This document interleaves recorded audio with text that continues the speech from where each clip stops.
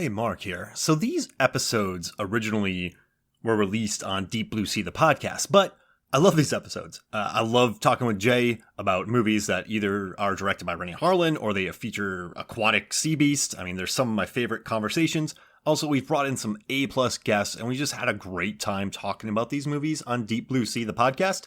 So I figured if you haven't listened to these yet, I would include them as a bonus episode on Movies, Films, and Flicks because I just enjoy the conversations.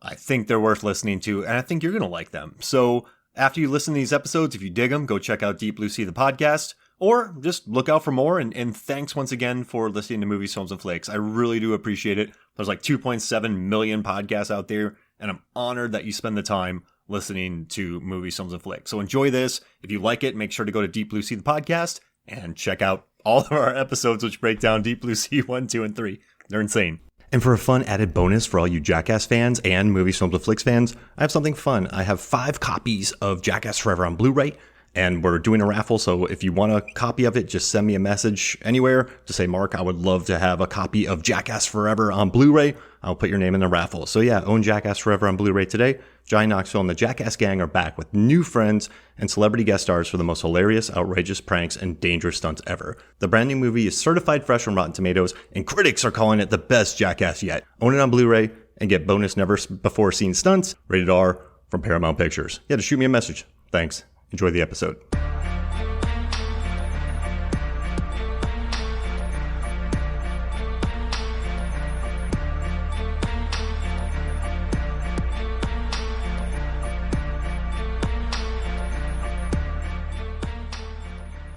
Hello and welcome to Deep Blue Sea, the podcast. I am Mark Dog Hoffmeyer. And I am Jay, something Latinish Cluett.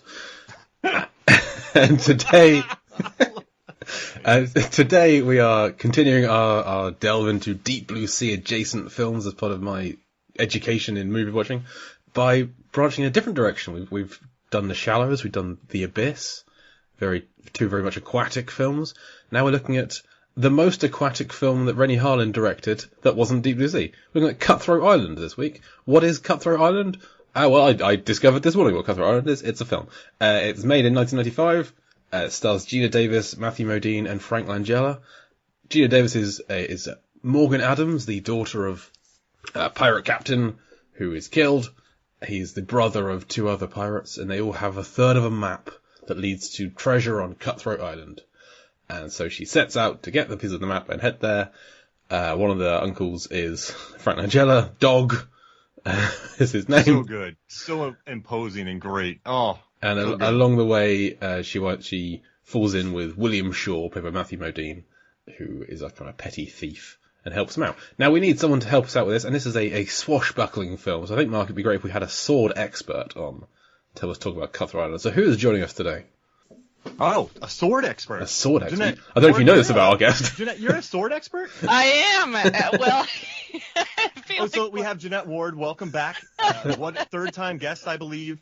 Yes, she is. Yes. So happy to have you back. But that's a sword expert. I got to hear more about this. Yes. Well, if you didn't see the video that I posted last week, in our most recent Belly Dance show, I certainly did a double sword number with my troopmate Emily, and it came out great, and I'm very happy with it.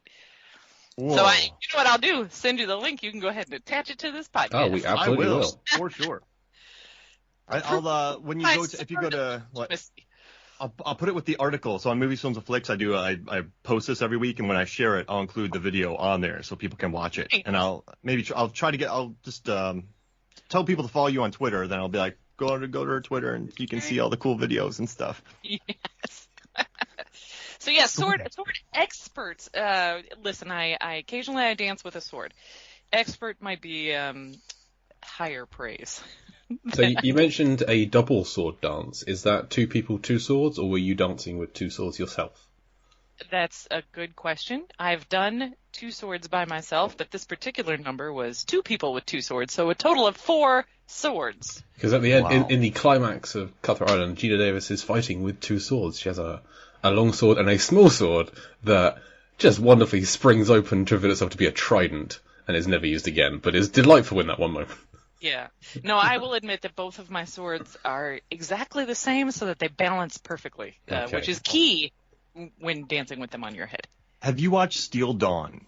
No. Should I? It's a Patrick Swayze movie. It's sort of Mad Max-esque, where he's in the desert. Wait, just to make sure, he was also in Red Dawn. Yeah, Steel Dawn. I think that Wait. He did 2 Dawn films. We're not talking about Red Scorpion, right? With Steel Dawn. Steel Dawn, 1987 film with Patrick Swayze. Wow, all right. What are the odds? He didn't have much time to train, so they just used his dancing ability. So a lot of his sword fights, it's essentially him dancing with a sword. Like it's very dance-esque sword fighting. I'm making a note of this right now. And I also think Steel Dawn features my favorite. Well, this movie has some of my favorite cinematic punches because I love the like effects that are used. But in Steel Dawn, he's fighting these Tusken Raider type creatures that crawl in the sand, and it looks like one of them just blasts him right in the face. Like it looked like a real punch that they had. But it's one of my favorite movie punches of all time in Steel Dawn. I love it. Patrick Swayze gets punched by a Steel Dawn Tusken Raider. He made Red Dawn, Steel Dawn, Dawny Darko. Dawny Darko. He was in the band PM Dawn. Dirty Dancing. That's a Jessie J song. She's like talking about dirty dancing in the moonlight. Jessie J. Domino. My goodness, we're a few minutes in and we got a Jessie J reference. This is fantastic. I'm already on. I remember listening to that song, and then she's like, dirty dancing in the moonlight. I'm like, what? What's happening here? Well, where else do you dirty dance? I thought you could only do it in the moonlight. Yeah, I guess dirty dancing during daytime hours. It's much less dirty. Yeah, it just seems like a little sad, maybe. Smudgy dancing. It's like spring break. Dusty dancing. Yeah, dusty in the desert. There must have been a cowboy called Dusty Dancing. I That had to have been. Hold me closer, Dusty Dancing. Oh man, It's gonna be a loose show today, guys. So I just want to share. I was doing some research about Cutthroat Island, and they were talking to Matthew Modine, and Matthew Modine says that a lot of people come up to him, and they're like, "Oh man, you were in Cutthroat Island. That movie was a bomb." And then Modine goes, "Have you watched it?" Yeah. And then the person goes, "Well, no, I haven't watched it." There you go. Yeah. And then he's like, "Watch it." He's like, "It's really fun." It's really fun. I just love this story though, because the narrative about this movie has been set, and I think when people watch it, they're like, "Oh, I'm gonna watch the biggest bomb of all time." And there's more reasons why this is the biggest bomb of all time. I mean, it was released in December '95 against Jumanji, like Toy Story, Heat. I mean, the amount of movies that it was up, Sense and Sensibility, like the amount of movies that were out in the theaters when this came out, just buried it, and it's just so much fun. But I think people think that they should watch it ironically when this is there's a good villain, there's a fun supporting cast. There's a great villain. There's like the supporting cast of that Snellgrave guy who has the chain for the hand. What a cool little gimmick. And then he gets dragged to the bottom, and it's just fun. And I get the excess of it, but there are scenes where you are just, they filmed in Malta and Thailand, where the beach was filmed actually. And I love when they're on top of the boats. Like they had to get a crane up there. Like there's just so much scope, and everything is just so, I don't know. This movie is a blast to watch. I remember seeing this in the theater in '95, so I would have been like a year out of high school. But it's so big, it's so fun, and it does not pretend to be more than it is. Which I've said this before, and I appreciate when a movie is like, we're not trying to win Oscars, we're just out here to have a good time. The other thing that I love, and I will say this for the rest of time, have as big a budget as you want. Let me see every single penny on screen.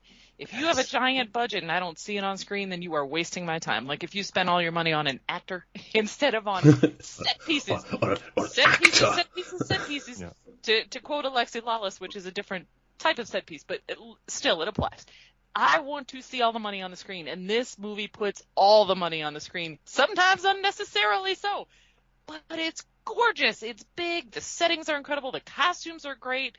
The action, it's wonderful. It's so much fun, and I think you're absolutely right, Mark, when you say the narrative was set in place, and it was almost before it came out, like, oh, this movie is terrible, and so many people went in being like, oh, it's terrible. And as you said, so many people say that now, oh, it's terrible, without having seen it or maybe going back and watching it and just appreciating it for a giant piece of popcorn fluff, which is what it's meant to be and what I find so entertaining.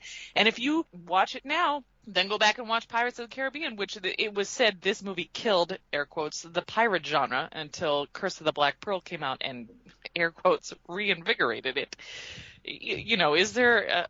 But there, you know what's weird, though? There wasn't really a pirate genre. Right. So it's like... it was a park like ride. Came out, this is an MCU film, and then it kills the comic book movie, right? Exactly, right. This killed the pirate film. Well, how many pirate films were there in the 90s? And then someone goes, well...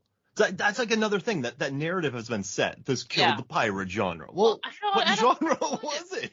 I mean, unless you loop it in with, like, the sword and sandal genre, which that's kind of a stretch. So I don't know. I really, it deserves to be reappreciated. It maybe go back. And if you watch it now, certainly you can see pieces of it where you're like, well, I see that Pirates of the Caribbean, well, while being solidly founded on an amusement park ride, also drew some from this. Oh, absolutely. And how much could it have killed a genre when the following year Muppet Treasure Island comes out? Right? Oh, another pirate film. A better pirate film, certainly. But it's And also, Geena Davis gets a superhero landing. Let's talk about Geena Davis for a second. Yes. She does a flip and does a Black Widow landing in 95. Are you referring to Olympic archery level archer?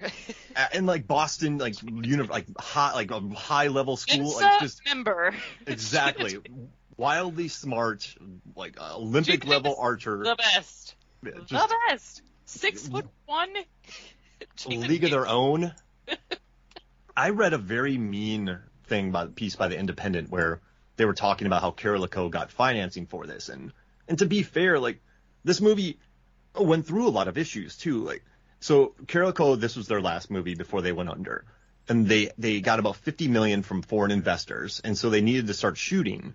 But the problem was they didn't really have a finished script, and then Michael Douglas left because he wanted to have more of an equal role with Geena Davis. He didn't want the Modine role. He wanted 55 to her 45%. And Renny Harlin said no, so then he left. And then they didn't really have any big names. He wanted Romancing the Stone. Exactly. You know what's funny? I was going to say that, and then you nailed it. You read my mind. And then Harlan was so busy looking for another actor that they started building sets before Harlan even came out there. And then their DP broke his foot 2 weeks into filming that he had been working with Harlan for years. He breaks his foot. And it's just this movie was sort of cursed, and it really rushed into production. But I don't know. But that was the narrative. Like, you read a lot of articles about it, and that's what everyone talks about. They don't talk about how beautifully unpretentious and earnest it is, and that there's a great monkey in it. Like, sold to the lady with the monkey. Like, what a beautiful line. She's trying to blend in, not as a pirate, and she has a monkey on her shoulder. Well, didn't they say they were terrible at it? Yes. Terrible at blending in. I also, we're going to get deeper into this, but the line, do you practice a profession, or are you a man of leisure? Like, I'd like to use that more often in conversation. Yeah. I wish I could say that. No, I'm just a man of leisure. Man of leisure. Superhero landing. Let's talk about the action. My goodness.